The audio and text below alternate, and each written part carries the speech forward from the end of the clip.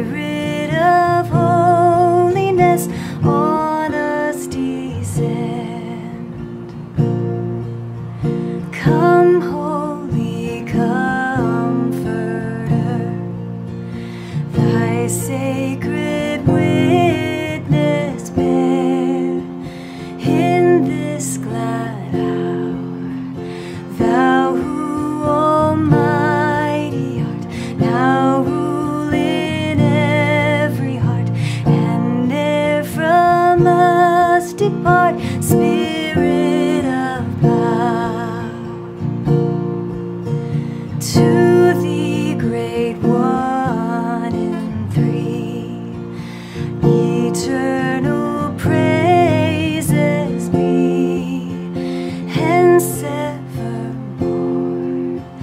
Thy sovereign majesty may we in glory see, and to eternity love and adore.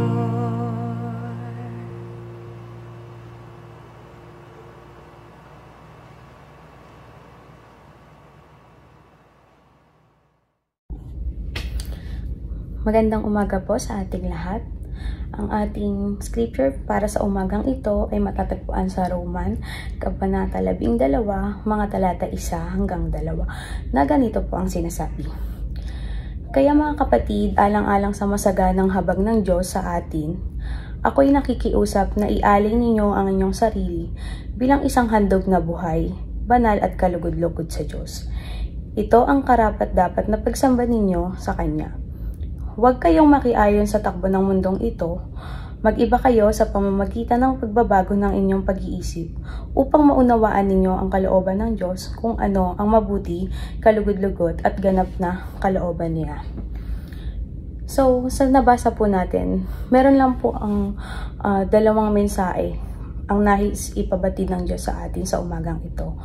Ang una po ay ang ialay ang sarili bilang isang handog na buhay. Ano nga po ang ibig sabihin nito? Una, hindi po ito ang literal na kailangan araw-araw na sa loob ka ng simbahan. Hindi po necessary na ganun. Ang ibig sabihin lamang po ng unang punto ay gawin natin yung mga bagay na kahit yung mga bagay na paulit-ulit lang natin ginagawa o routine natin, is gawin natin itong kalugod-lugod sa Diyos. Yung pagpasok natin sa trabaho, sa pag-aaral natin, sa pagkain, sa simpleng paglalakad papunta sa mga lugar na kailangan nating puntahan. Gawin natin itong kaaya-aya sa mata ng Diyos. Paano natin gagawin to? Una, magpasalamat ka dahil magagawa mo ulit ang mga bagay na ito. Ibig sabihin, may panibagong buhay. May panibagong araw na binigay para sa iyo at para sa akin ng Diyos. Pangalawa ay iwasan yung mga bagay na magdadala sa atin sa kapahamakan o yung mga bagay na hindi naman talaga will ng Lord sa atin. Mga bagay na pwede namang iwasan para hindi natin madagdagan yung mga nagagawa nating kasalanan, 'di ba? Yung second point po is yung sinasabi na huwag lang tayong makiayon sa takbo ng mundo na ito. Ano pong ibig sabihin nito?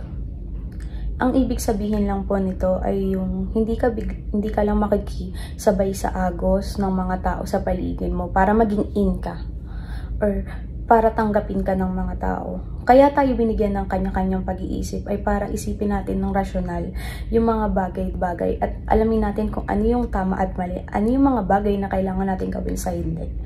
So, siguro, ayun yung challenge bilang Kristiyano na may mga bagay na kailangan nating salungatin. Pero doon natin mapapakita yung tunay nating pagmamahal sa Diyos dahil ano bang mas matimbang? Ang sasabihin ng iba o ang sasabihin ng Diyos sa atin? Hindi po ba? At palagi po nating i-consider kung gusto ba talaga ng Diyos ito para sa akin. Ito ba ang tinawag ng Diyos kung saan ako nararapat? O ito ba ay makakapagbigay ng kaluguran sa Kanya? Ayun po yung lagi nating isaalang-alang bago natin gawin yung isang bagay. Ayun lamang po ang ating mensahe para sa umagang ito. Nawa, patuloy nating gamitin ang buhay na ito sa mga bagay na makabuluhan at kaaya-aya sa paningin ng ating Diyos. Magandang umaga po muli at mag-iingat po tayo sa buong maghapon. Tayo po'y manalangin. Pinupuri at pinapasalamatan ka namin, Panginoon, sa umagang ito. Salamat sa iyong mga salita na aming narinig. Nawa ang mga salitang ito ay maging kalakasang espiritual namin, Panginoon. Patuloy din na hiling namin na pagpalain mo ang iyong anak na siyang naghayag, Panginoon, ang iyong mga salita sa araw na ito. At ganun din, Panginoon, na aming itinataas ang aming mga gawain sa buong maghapon. Pangunahan mo po kami, Panginoon, at maitaas ka sa lahat ng aming mga gawain.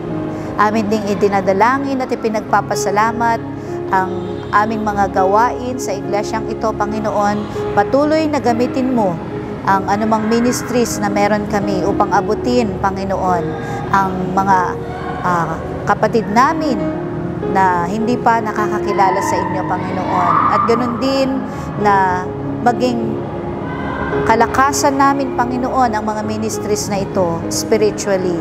At amin ding itinataas, Panginoon, ang mga kapatid namin na nakarating sa kanilang mga kaarawan at wedding anniversaries. Patuloy na pagpalain niyo ang kanilang buhay at anuman ang kanilang mga plano, Panginoon, ay i-bless mo po ito, Lord Jesus. At mas marami pang mga taon, bagong taon ang darating sa kanila, Panginoon. Ganon din, Lord, na aming idinadalangin ang buong Iglesia ng St. Paul UMC, Lord Jesus, at ang mga gawain nito. Patuloy na i-bless mo po kami, i-anoint mo po kami, kaming mga leaders ng iglesyang ito, upang sa aming pangunguna, Panginoon, ay mapagpala rin ang sino mang makakasalamuhan namin. At higit sa lahat, sa araw na ito, Panginoon, aming idinudulog ang anumang mga gawain namin, ang aming mga pinaplano. Pangunahan mo kami, Panginoon, at higit sa lahat, patawarin mo kami, Panginoon, sa aming mga kasalanan. Ito ang aking dalangin sa makapangyarihang pangalan ni Jesus. Amen. Amen.